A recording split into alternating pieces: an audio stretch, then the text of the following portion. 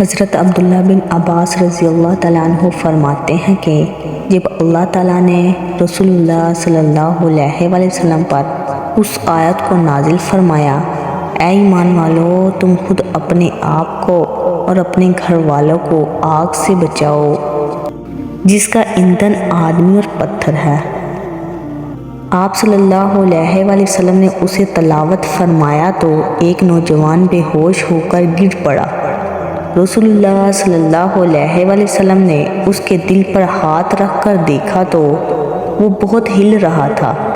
آپ صلی اللہ علیہ وآلہ وسلم نے فرمایا، اے نوجوان، لا الہ الا اللہ کہو۔ اس نے کہا۔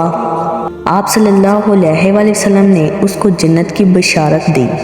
صحابہ کرام رضی اللہ تعالیٰ عنہ نے عرض کیا کہ یا رسول اللہ صلی اللہ علیہ وآلہ وسلم، یہ بشارت ہم سب کو نہیں، صرف اسی کے لیے مخصوص ہے؟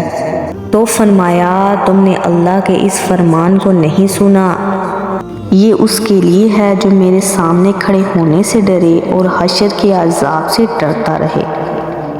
رسول اللہ صلی اللہ علیہ وآلہ وسلم نے فرمایا، دو قطرے اور دو نشانیاں خدا کو بہت محبوب ہے، ایک آنسو کا قطرہ جو اللہ کے خوف سے نکلے، دوسرے خون کا قطرہ جو اللہ کے راستے میں گرے، اور دونوں نشانیوں میں سے ایک وہ نشان جو اللہ کے راستے میں جہاد وغیرہ سے اور دوسرے نماز وغیرہ کی ادائیگی کی وجہ سے پیشانی وغیرہ میں نشان پڑ جائے۔